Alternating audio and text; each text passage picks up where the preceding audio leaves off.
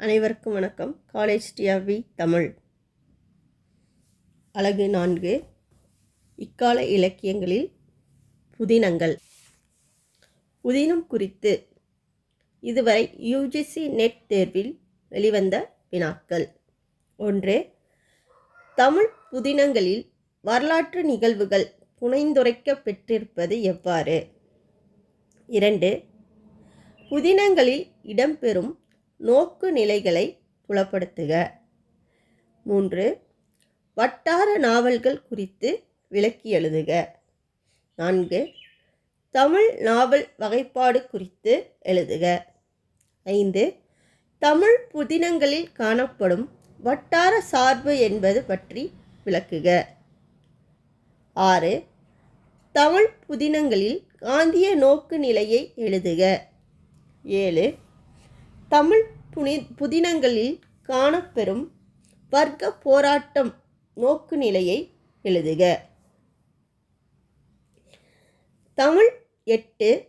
தமிழ் புதினங்களில் கூறும் பெண் விடுதலை சிந்தனைகளை ஆராய்க. 9.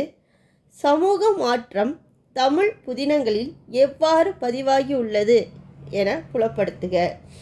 10. தமிழ் நாவல்களில் காணும் சமூக மாற்றங்களை மதிப்பிடுக. 11. தமிழ் புதினங்களில் இன்றைய போக்குகளை விளக்கி கூறுக.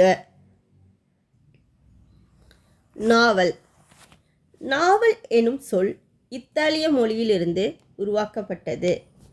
Webster's new 20th century dictionary நாவல் என்பதற்கு மனித உணர்ச்சிகள், எண்ணங்கள், அவர்தம் செயல்கள் ஆகியவற்றை விளக்கி உரைநடையில் அமைந்த நீண்ட கதை என்று விளக்கமளித்துள்ளது. தமிழில் நாவலை புதினம் என்று கூறுகின்றனர்.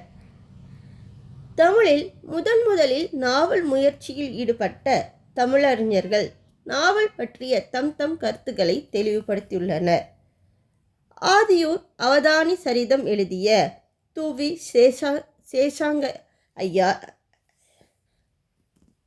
சேஷாங்க ஐயங்கார் தம் நாவல் முன்னுரையில் இது பொய்ப்பெயர் பூண்டு மெய்ப்பொருள் காட்டும் என்று குறிப்பிட்டுள்ளார். மாயூரம் வேதநாயகம் பிள்ளை பிரதாப முதலியார் சரித்திரம் என்னும் நாவலில் முன்னுரையில் வசன காவியம் என்று குறிப்பிடுகிறார். நாவல் என்பது உரைநடையில் எழுதப்பட்ட ஒரு படைப்பிலக்கியம்.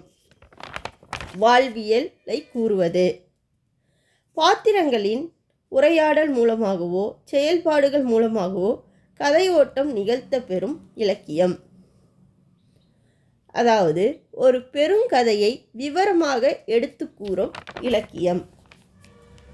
நாவலை சமூக நாவல், வரலாற்று நாவல் என 2 பெரும் பிரிவுகளாக பிரிக்கலாம். அதனுள் வட்டார நாவல், குடும்ப நாவல், சமுதாய நாவல், குறுநாவல், பெருநாவல், புதுமை நாவல், உளவியல் நாவல், ஆன்மீக நாவல், துப்பறியும் நாவல், மார்க்சிய நாவல், அறிவியல் நாவல், அங்கத நாவல், கடித நாவல், பின் நவீனத்துவ நாவல் என்றும் பிரிப்பர். வட்டார நாவல் ஒரு குறிப்பிட்ட வட்டாரத்துக்குள் வாழும் மக்கள் சமூக பழக்க வழக்கங்களை அடிப்படையாக கொண்டு எழுதப்படும் நாவலை வட்டார நாவல் எனப்படும். எடுத்துக்காட்டாக ராஜம் கிருஷ்ணனின் குறிஞ்சித்தேன், கரிப்பு மணிகள், தங்க பச்சானின் 9 ரூபாய் நோட்டு, கி. ராஜநாராயணனின் கோபல்ல கிராமம் ஆகியவை கூறலாம். குடும்ப நாவல் குடும்பங்களில் ஏற்படும் சிக்கல்களை அக்குடும்ப பாத்திரங்களை கொண்டே வெளிப்படுத்துவது குடும்ப நாவல். குடும்ப நாவல்களை எழுதுவதில் லக்ஷ்மி தலை சிறந்த விளங்குகிறார். அனுராதா ரமணன், சிவசங்கரி போன்ற பெண் எழுத்தாளர்களே குடும்ப நாவல்கள் எழுதுவதில் முன் நின்றனர். ஆனாலும் தமிழில் அவ்வளவாக அறியப்படாத தஞ்சை பிரகாஷ் எழுதிய கரமுண்டார் வீடு குடும்ப நாவல்களுள் சிறந்ததாக விளங்குகிறது. இவ்வாறாக நாம் நாவலின் வகைகளை பார்த்து கொண்டே போகலாம். கேள்வி எண் 2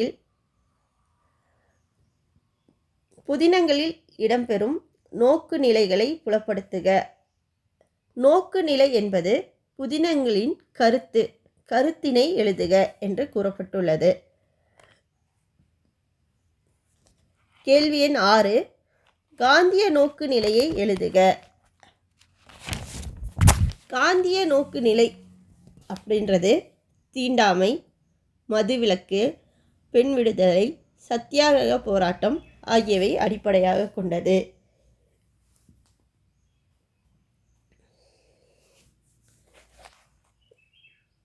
தமிழ் புதினங்களில் காணப்படும் வட்டார சார்பு. கேள்வி எண் 5 வட்டார சார்பு என்பது மண்ணின் மனம் வீசும்படி எழுதப்படுவது.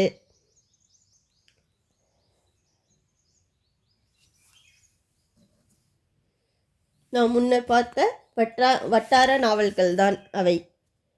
ராஜம் கிருஷ்ணனின் குறிஞ்சித்தேன், தங்கபச்சாரின் 9 ரூபாய் நோட்டு, சீசு செல்லப்பாவுடைய வாடிவாசல், இதெல்லாம் வட்டார சார்புடைய நாவல்கள்.